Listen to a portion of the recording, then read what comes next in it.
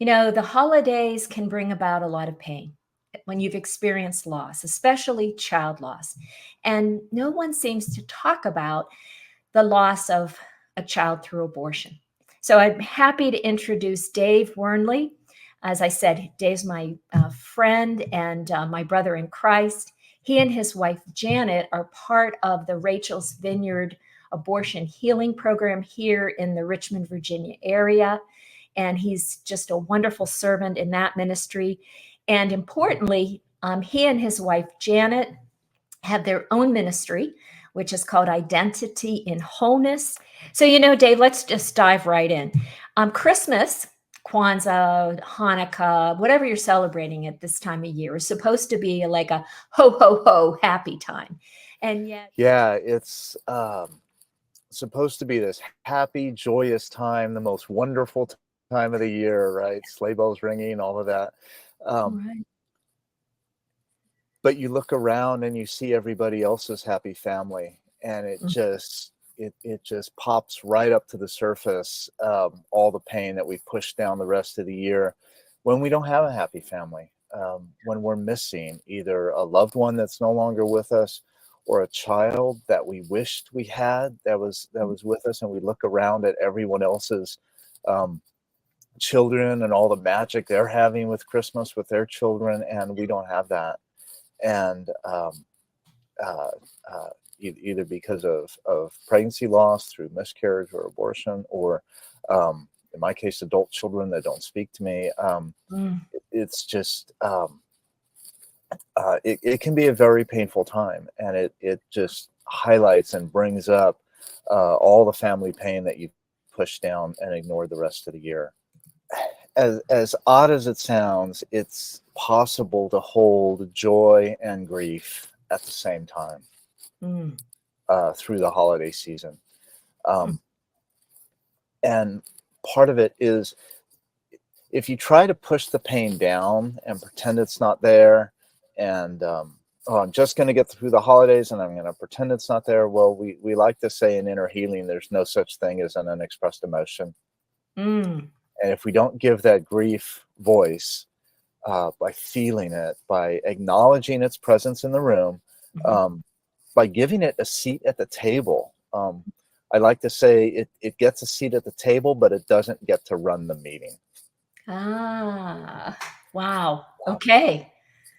But we let that grief, we acknowledge it, we see it there. It's like, yeah, I see you there. I see that you're hurting. I see that you have this loss in the holidays.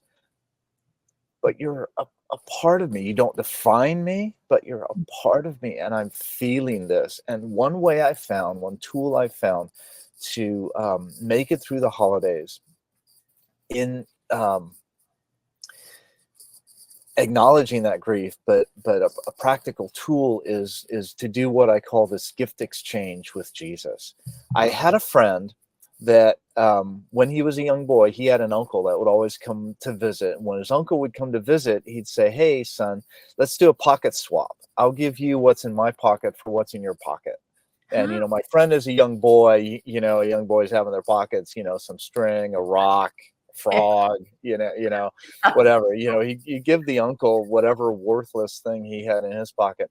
And the uncle always had, a shiny silver dollar or a piece of candy or something good in his pocket. They do this exchange. And we can do that with Jesus. And I've done this many times in the holidays where I sit down and I say, and I tell God the truth. And I'm like, I'm hurting. I'm really hurting. I'm sad. I'm angry. I'm grieving. I'm frustrated. Whatever you're feeling, God, here it is. Merry Christmas, God. Here it is. I give this to you. What do you have in your pocket for me today? Wow. Let me give you my pain. Can you give me the joy you have in your pocket, the peace you have in your pocket? And then in the middle of the grief, still feeling the grief, at the same time, you can hold the peace he has. And I stay in that place. Sometimes I'll lay on the floor. Sometimes I'll close the door to my office and just my home office and lay on the floor and just get on my face before God, like David did in the Psalms. beautiful examples of this in the Psalms of David, Yeah. where he gets on his face and he just cries out to God, and he's Spreads honest. out. Yeah. Yeah, all the ugly, all the messy, all the tears, all the messy, all the snot, all the ugly cry. Yeah. Because God, that's precious to God. The word says God saves our tears in a bottle. They're that precious to him. He values walking through our pain with us, Mm. Mm. and he sits with us in it. And at the same time we're holding that grief, we can hold the peace and the joy he gives with the other hand. Wow. I And we love I go through love it. that story. It's such a good visual image.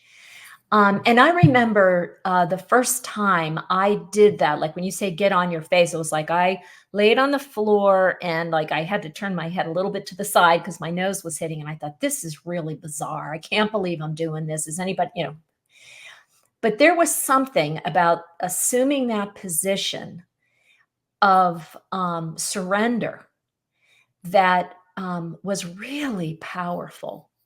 And I just laid there and I remember like even saying, God, I feel kind of stupid doing this.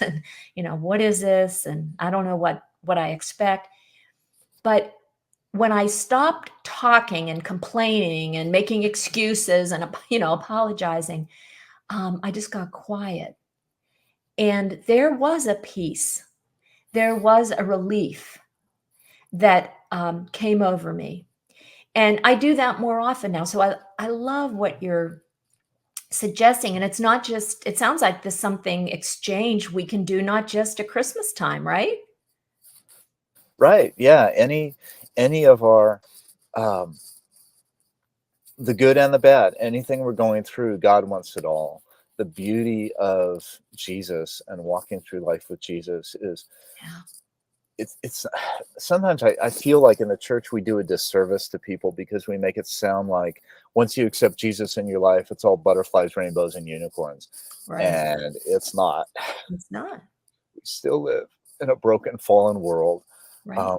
Sometimes your life actually gets worse after you accept Jesus because now you're on the enemy's radar.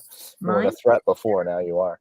Um, but you don't have to do it alone. You never have to be alone again. There's this presence of God with you.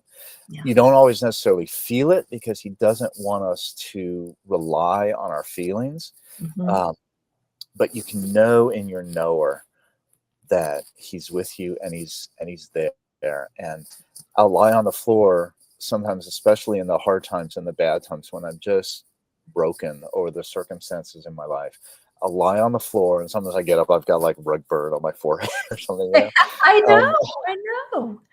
but Yeah. I'll lie there as long as it takes to pour out my heart to him. And then, like you said, Jane, just be quiet and breathe. And sometimes I just focus on my breathing. It's like, God, what do you have for me in this moment? Mm. Oh, that is so good. And I'm posting a link up here of another video that I just posted about strategies. How do we plan ahead for the holidays? And one of the points that I make is that we all know it's insanity if we keep doing the same thing and expecting the same results. And so what you're offering, Dave, are some other ways, some new ways that we can approach our pain, and in this, intention of a gift exchange. Maybe you're not on your face, but you're holding your hands out like this, whatever. But it's making the changes, taking the risks, doing the things that sometimes make you just feel foolish, and you like, I've been praying to God all this time and nothing has changed. But keep going. You and I both know through personal experience the difference that makes. I think you can hear my Christmas Yeah. music maybe in the background. That's my clock. But the other thing that I want to add to that is maybe in that moment, you don't feel different because our emotions are, they're all over the place. And if we're in deep, deep pain, it's hard to feel differently. But here's what I would suggest is after you finish the gift exchange and you have that quiet moment, instead of looking for why you feel pain or the reasons, like going through the Christmas cards or watching another sad Christmas movie, whatever it is, look for the blessing.